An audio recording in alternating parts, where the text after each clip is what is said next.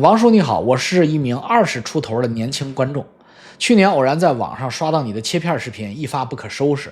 你的许多观点都让我受益匪浅。我这一段我要传授你们一些绝活，我在多伦多传授给大漂亮了。我发现你关于年轻人爱情主题的切片相对较少，而这恰恰是目前最让我感到迷茫的领域，特此写信向您请教。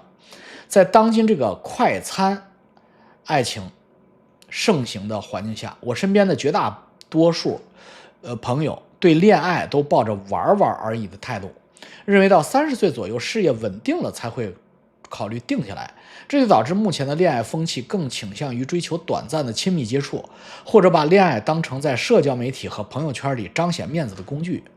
这让我产生了一些困惑，我想听听你的深度见解。一，干货来了，这种恋爱观是否脱离现实？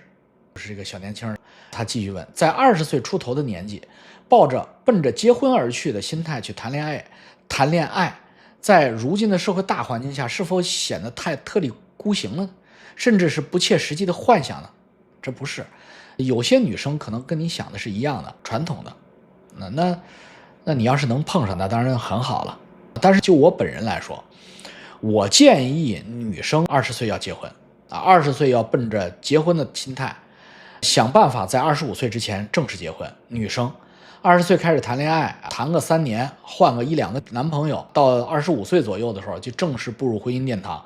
25岁之前解决问题，这是女生。男生生理上来说，男生应该比女生大5到10岁为妙。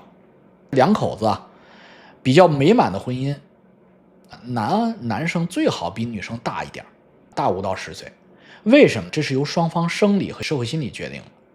如果两个人年龄过于相近，就像我跟张教授这样，就会产生一个什么不好的状态？双方见证着对方的成长和成熟。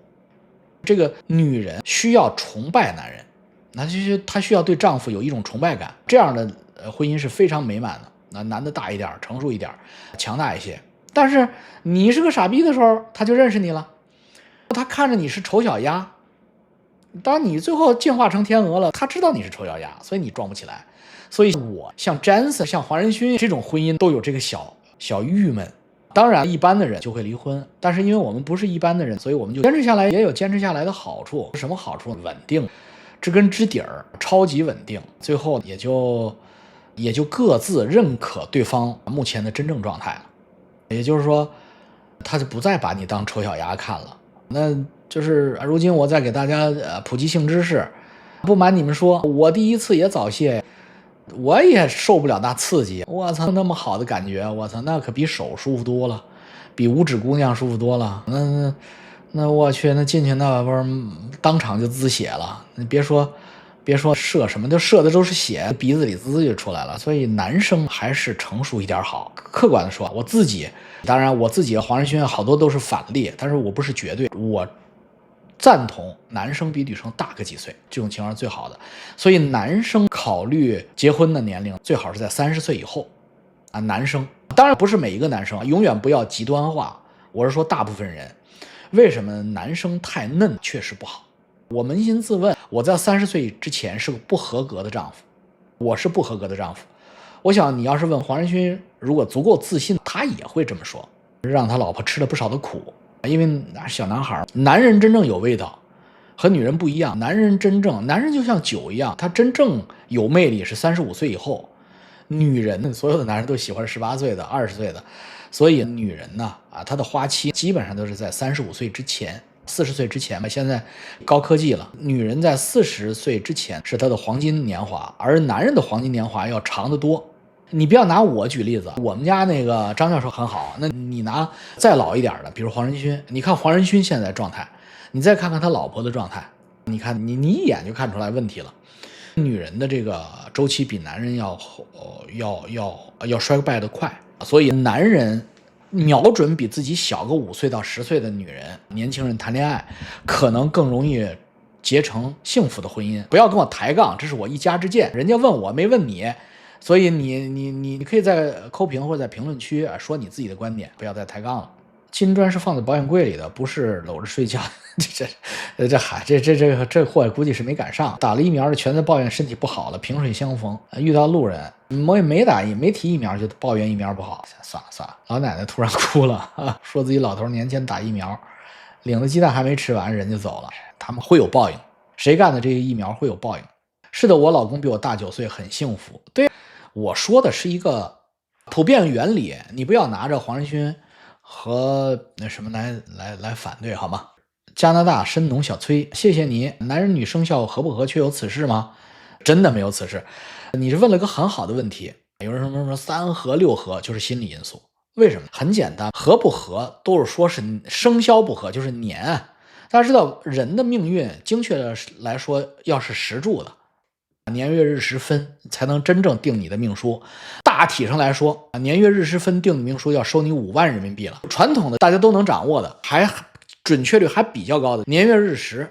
但是如果要是懂八字理论就知道，年它的权重几乎是最低的，月日的权重是最高的啊。所以所谓你感天地之灵气，运日月之精华的时候，那个是月份冷热寒暑和日子阴晴圆缺下雨晴天，对你的命运影响更大。年影响相对来说的权重也就10%到15%，所以你85%的因素合，15%的因素不合，那并不代表着你不合，所以这个是不科学的。我可以很负责的告诉你，单通过生肖是不科学的，要把八字配齐才能合婚。只论生肖不用考虑，你的心合不合，你的心会告诉你。两口子不离得开对方，自己心里没个逼数吧，对不对？所以那你这种恋爱观是否脱离现实，跟今天的中国来说确实是脱离现实。因为今天的中国处于一个非常浮躁戾气很重的状态，但是那你是少部分，但你并不是你是少部分，但你不是变态。那过去你像我们这个年代都是你们这么想的。我是70后，也就是说90年代的爱情都是奔着结婚去的，没有结婚去的，都奔着结婚去的。所以只不过现在经济发展了，社会的浮躁了，它就变得浮华一些。但是我相信不同的家庭会教养不同的孩子，所以你身边都是恋爱速食，都是80年代的美国的状态，性解放时代。但不代表性解放时代也有传统的。那你看美国性解放60、70年代，越南战争以后一直到80年代性解放，现在比那个时候好多了。现在又讲究长期的夫妻了。那个时候美国当时阿甘年轻的时候就不结婚，不传统婚姻什么的他们不喜欢。那现在不都回来了吗？所以不用着急。良好的婚姻是命运安排好的，你碰到他就是碰到他了。所以你不要着急，那你没有碰到他，那你当然有可能一生都碰不到，那你认命就行了。因为什么？这句话记住，一段不好的婚姻不如没有婚姻，这是真理，过来人的真理。所以所有的父母不要催婚，不要给孩子催婚，勉强为了结婚而结婚的婚姻痛苦无比，最后离婚的时候全部都在感慨他们还不如不结。真的是这样，因为离婚率有多高你们心里没个数嘛，都50%以上了。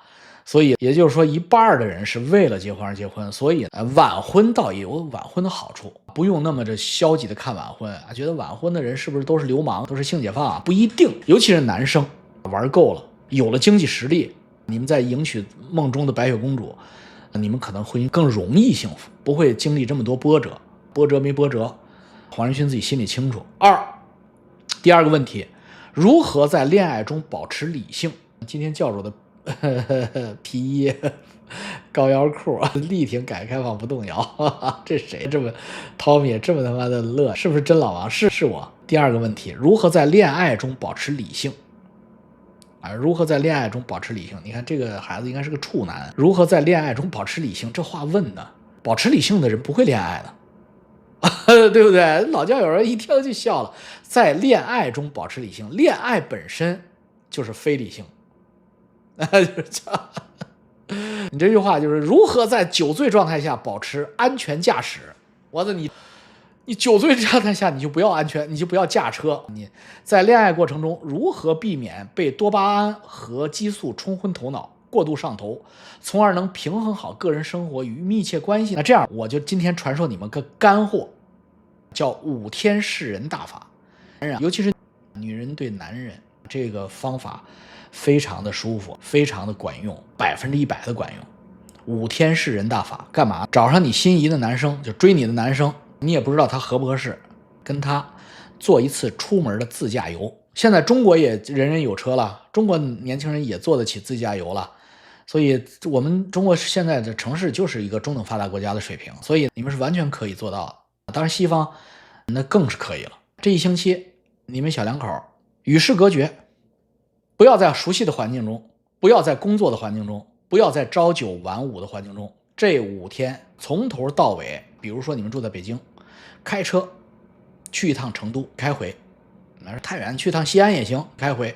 这5天的过程中，你们会遇到制作计划，遇到突发事件，双方共同应对，以及双方处理自己家务，自己的平时的俗务，比如说洗衣做饭、买饭、端茶倒水、洗澡这些琐事儿。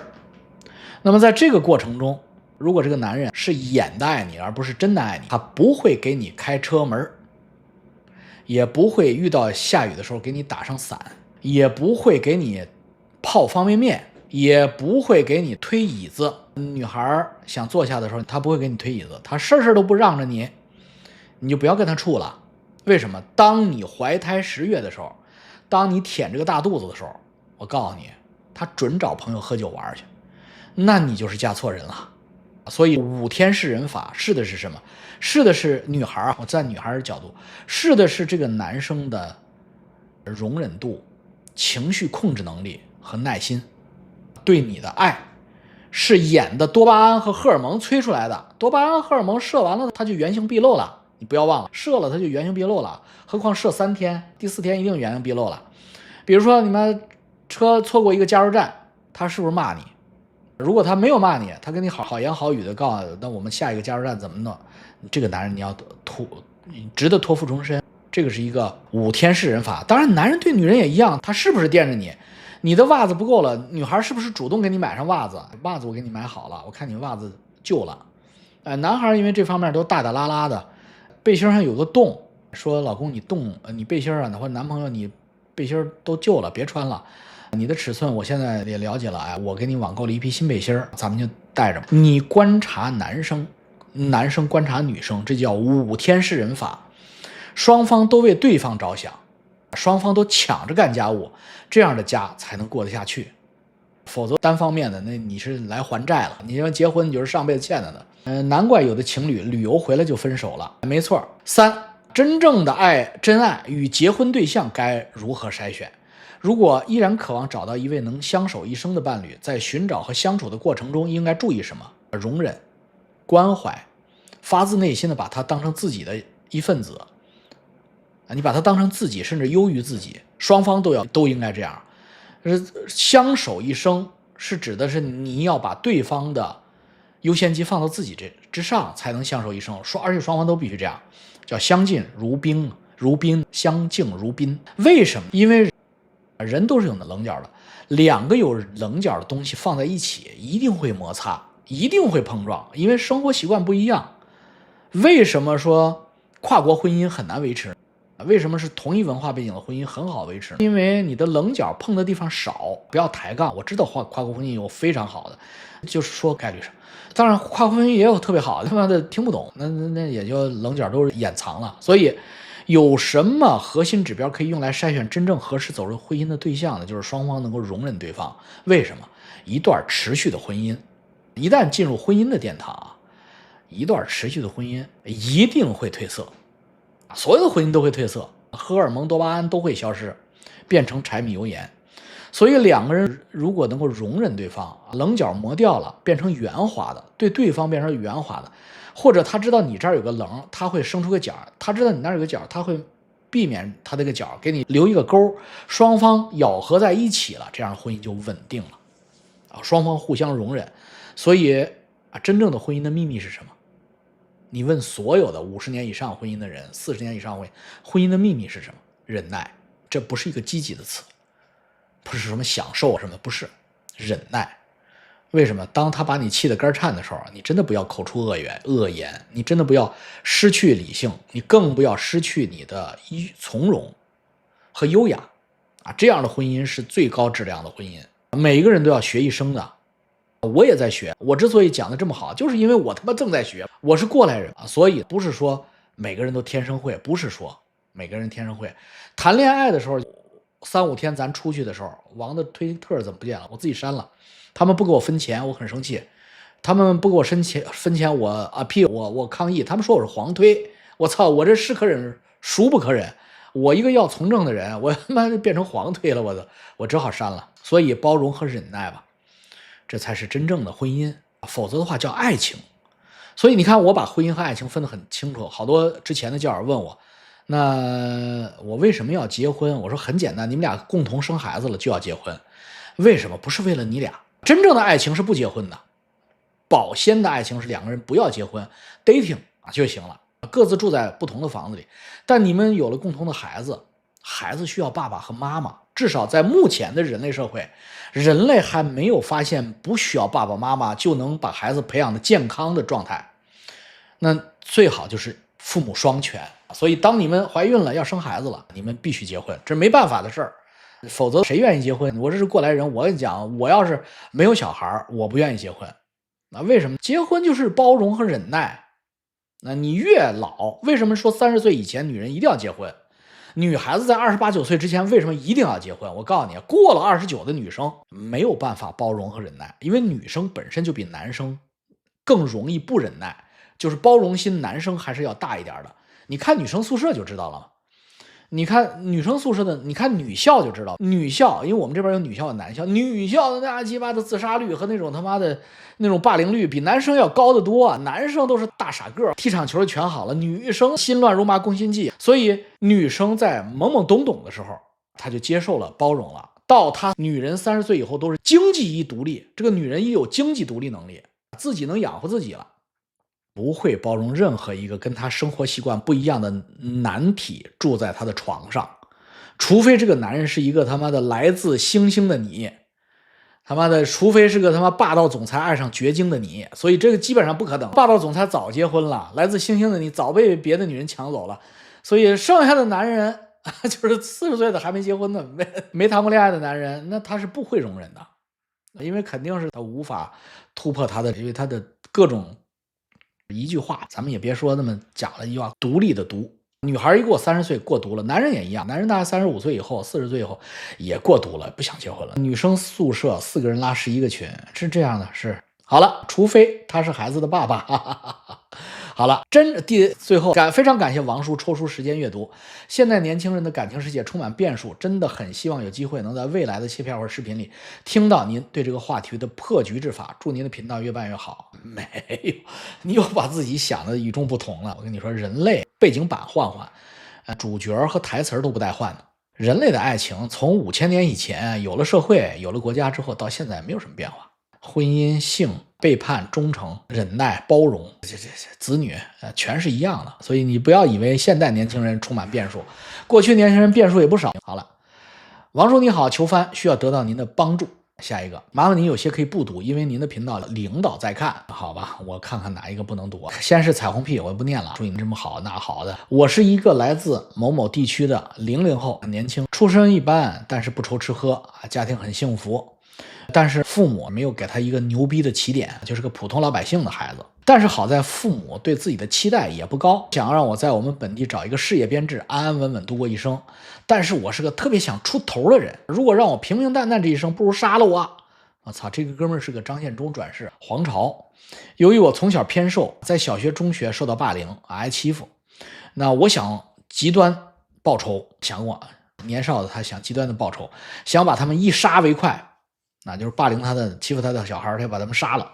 但是最终理智战胜了我，因为我不想家人伤心，所以我那个时候日子很暗淡。我那个时候上小学的时候，心里边就埋下了种子，复仇的种子。你是东兴乌鸦，只要我以后强大了、有钱有权了，我要把这些屈辱都拿回来。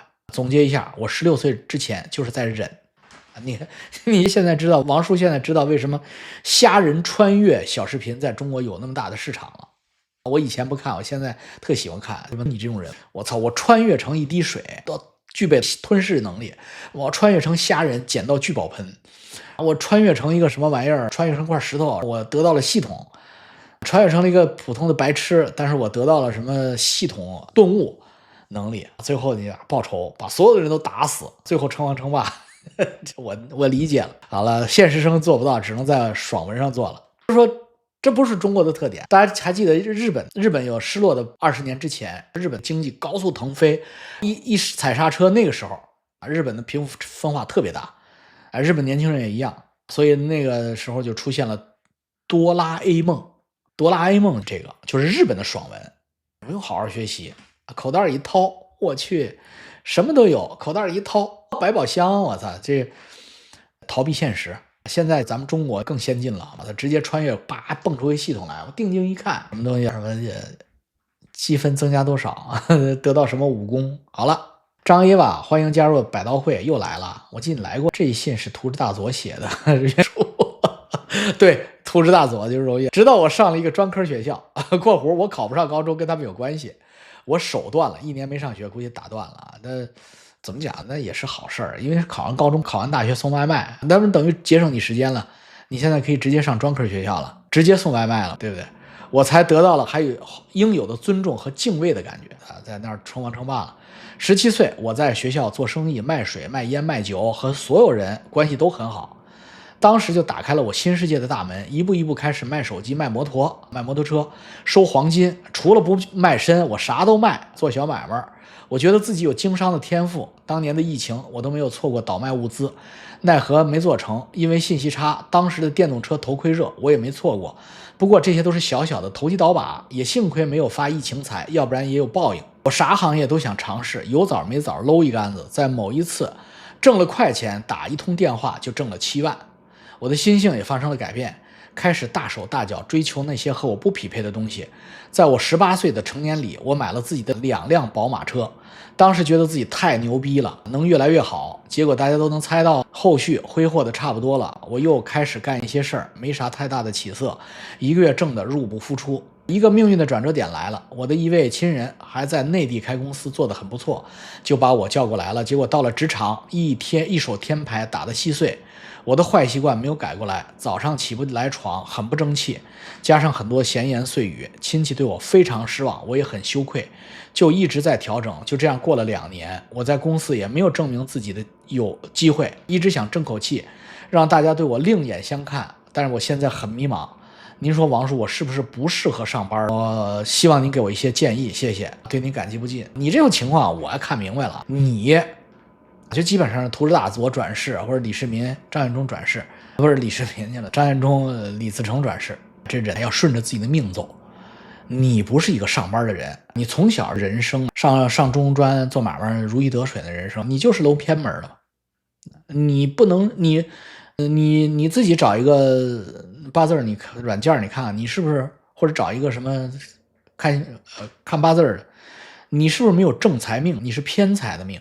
你的描述和你的生活习惯都是偏财运。如果你是偏财运，你不就顺势而为？你不是朝9晚5领工资的，所以你与其痛苦改又改不了，最后积累的全是负能量，最后他妈抑郁个球的了，或者图支去了。那你不如就顺着，你就辞了职，你离开你亲戚，你再去做买卖，去做个贸易公司，什么强倒什么，或者爱什么行业你就钻进去。中国是有机会的。这个戴上眼镜更像教授了。王叔身上有系统没有？我有系统，我操，不成黄仁勋了吗？可以到妈阁试试，不行就缅北，杀整削切稀碎。对，这个你不适合一个体制内的工作，所以就这么建议你应该离开这个让你不舒服的地方，去找到让你舒服的地方。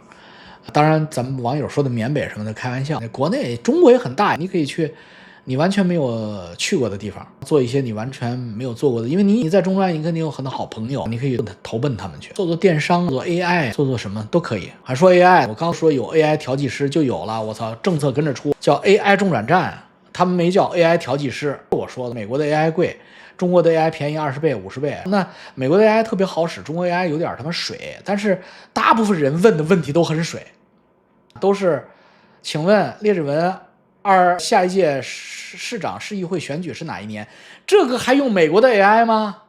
还用他妈的 ChatGPT， 直接他妈中国的最便宜的 AI 就给你解决了。所以就这么条件。现在中国出政策了，共产党不让干了，说你这个就是数据出海，数据泄露。顺便谈谈有关您提到过受过敏困扰的问题，这个就是我念这封信的原因，不是因为写书的事，因为我记得有人告诉过我，但是我他妈忘了，他写的特别的具体。因为北美全都花粉过敏。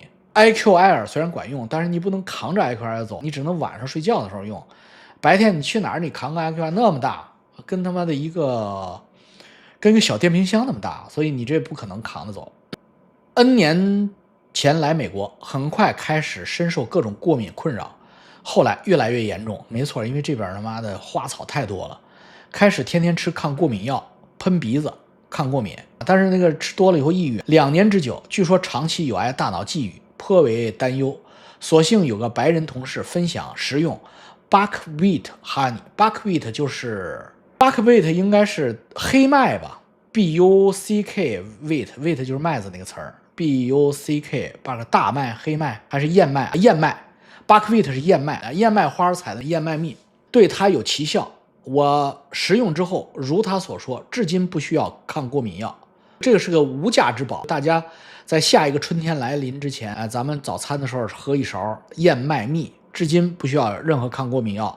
偶尔会有些季节性的过敏反应，但立马再食此蜜，效果极好。我在加拿大的舅妈也很有效。此蜜味道对于很多人来说极具挑战性，但好过吃药，不甜，好吧？荞麦不是燕麦吗 ？Buckwheat。反正我这英语是二五眼，反正就是 Buckwheat， 你们去 AI 问一下便宜 AI 就行了，那是什么麦子？就那蜜。你们要在国外，因为国内好像也没有人过敏，中国好像没那么多树，咱们就中国过敏是因为雾霾，那跟这玩意儿没关系。咱们在美国、加拿大的懂的都懂，是越来越严重。前2年没事儿，到第3年一到春天就感冒，其实不是感冒，打喷嚏、流鼻涕。眼睛红，那是花粉过敏。我操，很多种花粉，你都不知道是哪种过敏。所以它这个 Buckwheat Honey 这个方子非常好，可含化或涂抹在面包上吃，千万不要用烫水泡，用开水一泡把活性成分杀死了可能。好，谢谢你，太感谢了。爱老王 Xman， 哟操 ，Xman 来了 ，Xman 好久不来了。继续黄金，太难得了，还会跌吗？应该还会跌，但是跌也跌不太深了。元爸有点太理想化了，3600能到3600，我操，到3600，那我操，弟兄们发财的机会可就到了。黄金4100左右无脑入就行了。对，现在也差不多了，现在4300。对，明年的今天你们都会笑开花。是尼玛过敏源一测一大排，没错，是全是过敏。黑飞味是在英国和澳洲，在我们加拿大还真不是黑飞味。我知道我是什么过敏，我告诉你啊，大杉树啊，就是这么粗的，2-3个人出的，就是松树，换句话说。就是加拿大特别常见的大红松，那叫什么玩意儿根儿，叫 cypress， 那玩意儿长他妈好几十米高，那这长300多岁。我不是吹牛逼，我更不是炫富，我就是显摆，我就是告诉你们，我们家院里大松树每个都在300岁以上，我们家院里得有几十棵，就我家的院里就是几十棵。飞哥给我他妈的做 trim， 累得够呛，忙2天，弄下来好几吨。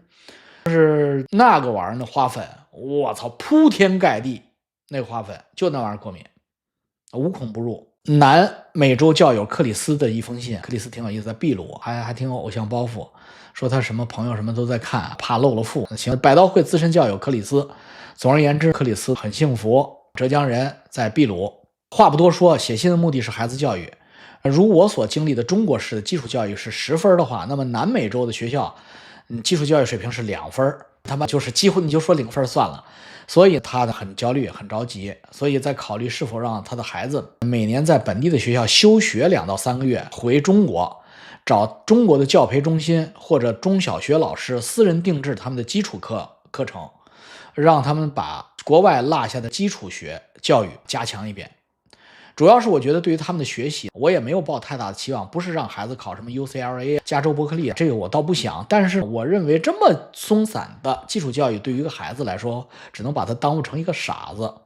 顺便说一嘴，我在当地的培训机构了解过，我所在的国家在全世界的教育水平是中等的，偏下的。所以这些情况更加坚定了我的想法，所以我想在教主这里发个帖，求靠谱的浙江省的教育培训资源。讲的简单些，会说中文的老外小孩去中国学中国的基础教育，就是数理化，肯定不是中文嘛，语文嘛，就是数理化。但是又要有点像私塾的模式，因为他们从国外出生以来，我们就一直在身边，他们算是母语是西班牙语的中国小孩，如果短期回国，就是这种强化集训，那么希望他们能拿到中国普通小学生水平的30%到40%的水平，就班里10个孩子，他能考到倒数第3，他爸爸已经很高兴了。那考到倒数第4，他爸就是认为自己成功了。所以我在教主这里发个帖，希望能够找到理想的教育私培机构。你不如问 AI， 你问我，这个希望认同这个观念的教友跟他联系。你看他还挺挑，为什么？是因为我个人很认同您的拿性理念，我也认为您的过滤器原则非常之好。我那个时候想着在本地华人圈搞个什么俱乐部，就是想大家有理念、有品位、有共同价值观的朋友一起玩，来享受生活。不过我一直不知道用什么方法才能把有共同价值观的人找出来。那么咱们这个拿性教简直就是个天然的过滤器了。在此我申请南美洲秘鲁的长老资格，请您审核个屁呀！南美洲秘鲁应该没有人跟你竞争，你肯定上岗了。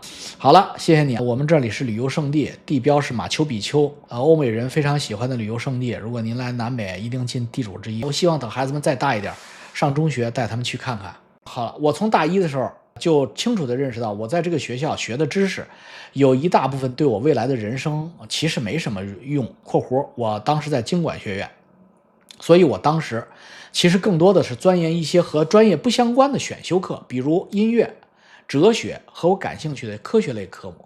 这些课对我影响很大，毕竟清华是个大平台，即便是选修课都是由非常著名的教授来讲，这个就是清华的牛逼的地方。清华混进去当教授，我们这一般的打酱油的不行。另外，您谈到了在学校里接触的圈子的重要性大于在学校里学到的知识。我非常有幸以留学生的身份进入清华，我的算力肯定没有本地学生强，因为我那个时候外国人考清华只需要一点点笔试，但我也是在那一届的几百个外国人当中排了第2，拿了奖学金考进了清华，结交了一批现在在全世界各地活跃着的金融或者其他领域工作的朋友校友。更幸运的是，因为韩国需要服兵役，我需要休学2年。当我复学的时候，我要和比我低2届的同学们上课，所以等于我在清华结交了2批优秀的朋友。而且我当时在学校就是个大混子，这是商学院的特点，商学院全是大混子，大混子才去上商学院。如果你是对着阳光下的美女打手枪的10年不洗澡的货，那你去商学院那不就毁了吗？所以这个主要通过和教授们搞好关系，通过和学长们研究传下来的作业和期中期末考试答案来实现不挂科的目的。清华这帮教授也他妈懒，除非是有一些大的外部变化，他们每年的作业题和期中考试题都不带改的，只有期末考试题会稍微改一改。现在是不是还这样我不知道，至少我们那个时候是。说了这么多，我希望教友当中的父母们清楚地认识到，就像王叔说的，世界就是个拿性，千万不要逼孩子做任何事情，不能把孩子逼成我给您视频里看的那样。我怕污了我的眼睛长针眼，所以我没看。我的父亲这个从小对我和2个姐姐的要求只有2句话：一，他不会帮我们做什么选择，选择要由我们自己承担，不要后悔。如果遇到了难事儿，在合理的范围内，他会给予帮助。这是第1句话。父亲的第2句话是，做任何一件事情都要以一个今天是我人生最后一天的心态去努力完成。如果我今天在玩，那就努力的去玩，最后一天了。如果我今天要学习，那就努力的去学习。这个是好父亲，所以你才有这么好的命。最近实在是忙完这段时间，我一定会专程去拜访您，给您见识我从8岁开始就在哈尔滨练的比我母语还好的东北话，哈哈。希望王叔和家人身体健康，这是我们的韩国教友。